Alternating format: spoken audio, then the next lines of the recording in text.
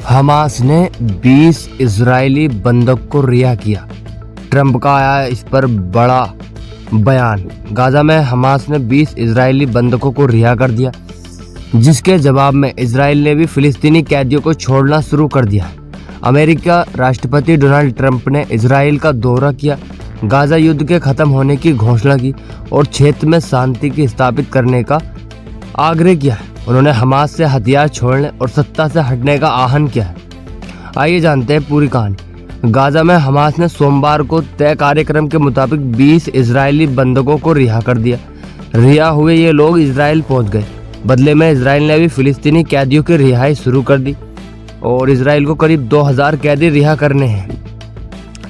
Israel पहुंचे अमेरिकी राष्ट्रपति डोनाल्ड ट्रंप ने गाजा युद्ध के खत्म होने का ऐलान किया और इजराइल से अनुरोध किया है कि वह अपनी सैन्य सफलता को क्षेत्र में शांति लाने में इस्तेमाल करे। और गाजा में बंधकों को रिहा होते ही तेल अवीव के होस्टेज स्क्वायर पर जश्न शुरू हो गया।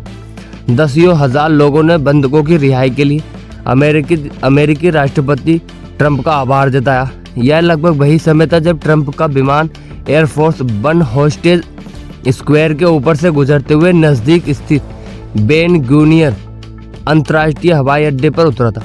ट्रंप की शांति योजना के मुताबिक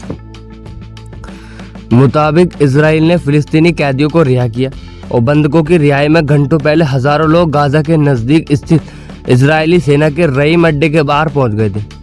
रिहा हुए लोगों को गाजा से यहीं पर लाया गया, वहीं पर उनका स्वास्थ्य परीक्षण हुआ, उनकी जांच हुई। रिहा हुए लोगों में से 2 ने बैंड से हाथ निकालकर सैन्य अड्डे के बाहर खड़े लोगों को अभिवादन भी किया। हमास ने 28 बंधकों को सब भी अभी नहीं लौटाए। इनमें से 2 बंधकों के सब युद्ध के दौरान नष्ट हो जाने का अंदेशा भी है। हमास ने 7 अक्टूबर 2023 को इजरायली शहरों पर हमले करीब 1200 लोगों को जहन्नुम हासिल करा था और 251 लोगों को अगवा कर उन्हें बंधक बनाया था। और इजराइल ने इसके जवाब में उसी दिन गाजा पट्टी पर हमला कर दिया था, जिसमें 10 अक्टूबर को युद्ध विराम होने तक 67,000 से ज्यादा फिलिस्तीनी मारे गए थे। युद्ध शुरू होने से पहले 23 लाख की आबादी वाली गाजा पट्टी में 80% भवन घर नष्ट कर दिए और उनमें से रहने वाली करीब 90% आबादी बेघर हो गई। अब इन्हें फिर से बसाना बड़ी चुनौती है। शुक्रवार को गाजा में युद्ध विराम लागू होने के बाद सोमवार को हमास ने 20 जीवित इजरायली नागरिकों को रिहा किया। अब कोई भी जीवित बंधक हमास के पास नहीं रह गया। इससे पहले हमास ने कई समझौतों के तहत जीवित बंधकों और मरने वालों की लाशों को रेड क्रॉस के जरिए इजराइल को दिया था।